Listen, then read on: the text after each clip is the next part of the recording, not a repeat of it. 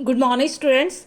आज बेटा हम बात करेंगे डेविड ईस्टन सिस्टम के अप्रोच की, जिसमें उसने क्लियर कट कहा है कि कोई भी पॉलिटिकल सिस्टम है, चाहे वो मनार्की है, चाहे अरिस्टोक्रेसी है, चाहे डेमोक्रेसी है, वो क्या काम करती है। वो इनपुट को आउटपुट में चेंज करने का काम करती है। मेन सभी जो पॉलिटिकल सिस्टम है ये काम करते हैं इनपुट और आउटपुट।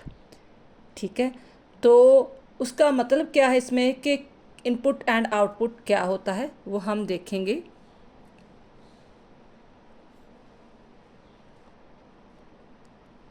पहले तो वो meaning of the political system बताता है। ठीक है, देन आफ्टर वो डायग्राम बताता है कि structure of the political system होता क्या है, कि जिसमें पॉलिटिकल कम्युनिटी होती है, रेजमी होती है, अथॉरिटेटिव होती है, और वे किसी न किसी इन्वायरमेंट में काम करती है। देन आफ्टर जो मॉडल पेश कर रहा था उसका उसने एक्सप्लेनेशन किया है कि ये राजमी अथॉरिटेटिव इन्वायरमेंट पॉलिटिकल सिस्टम क्या होता है, और इंफ्रा जो सोशल इन्वायरमेंट उसे किसे क्या कहा जाता है।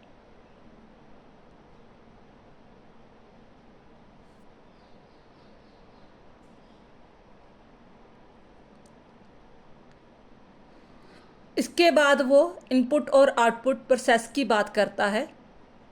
यहाँ बताता है कि कोई भी सोसाइटी है सरकार से कुछ ना कुछ डिमांड्स जरूर रखती है, और डिमांड रखने के साथ साथ उसे सपोर्ट भी करती है, जिसे वो इनपुट कहता है, निवेश प्रक्रिया कहता है।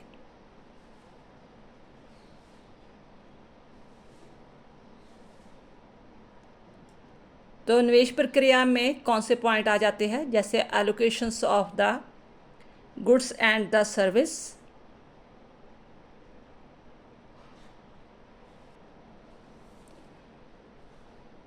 Demand for the regulation of the behaviour, हम कहते हैं ना लॉ एंड ऑर्डर होना चाहिए समाज में, सोसाइटी में।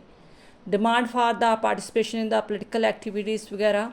Demand for the communication of information, के जो भी सरकारें फैसले कर रही है, निर्णय बना रही है, नीति पॉलिसी बना रही है, वो सारी इन्फॉर्मेशन हमें मिलनी चाहिए कि सरकारें हमारे लिए क्या क्या काम कर रही है।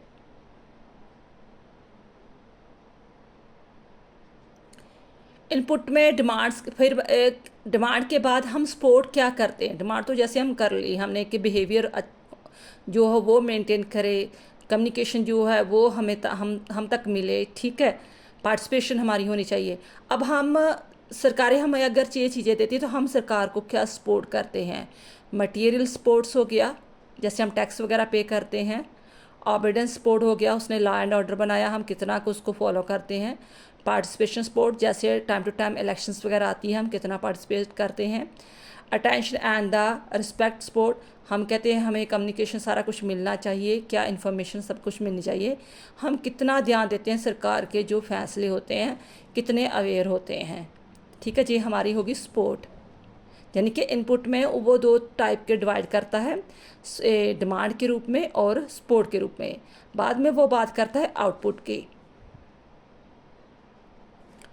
पहले तो आपको आउटपुट का मीनिंग आना चाहिए कि आउटपुट का मतलब क्या है। उसके बाद आउटपुट में 3-4 पॉइंट्स आते हैं कि वो सरकारें क्या क्या काम करके लेकर आएगी आपके लिए, जो उसको डिमांड एंड सपोर्ट के रूप में मिला है उसके अकॉर्डिंग वो क्या एक्शन लेगी। एक्सट्रैक्शन वगैरह हो गया, allocations of goods and the service वगैरह, regulation of the behaviour, symbolic output. ये मैंने चैप्टर समझाया भी है विद इन 2 लैंग्वेज, पंजाबी में भी, हिंदी में भी और इंग्लिश में भी। आप प्लेलिस्ट में जाकर जो है अगर नहीं क्वेश्चन समझ आ रहा तो वहाँ पर आप देख सकते हो। शॉर्ट वीडियो भी डाली है और शॉर्ट क्वेश्चन आंसर भी, टिपिकली क्वेश्चन भी एक एक करके बताए हैं। और लास्ट में उसने बताया है कि जो पॉलिटिकल सिस्टम है उसमें फीडबैक चलता है। ये नहीं कि एक बार लोगों ने डिमांड कर दी तो सरकार ने जो डिसीजन ले दिया है और आपको मिल के बस काम ख़त्म हो गया। ये काम कंटिन्यू चलता रहता है। डिमांड्स जो है, डिमांड्स एंड सपोर्ट्स फिर जाएगी सरकार के पास। ठीक है, सरकार फिर जो है पॉलिसी लेकर लोगों के पास आएगी, तो ये चक्कर लगातार कंटिन्यू चलता रहता है। तो इससे ही जो डेविड ईस्टन है अपनी लैंग्वेज में उसे फीडबैक लूप मैकेनिज़्म कहता है। ठीक है, तो उसके बाद आपने उसका कंक्लूज़न निकाल देना है। आई होप आपको पूरी तरह रिटन नोट्स जो है पता चल गया होगा। फिर भी नहीं पता चल रहा बीच में, तो वंस अगेन मैं कह रही हूँ कि आप प्ले लिस्ट को अच्छी तरह चेक करो। सभी क्वेश्चन आंसर के जो वीडियो डाले हुए हैं समझाया हुआ है। थैंक्स बेटा।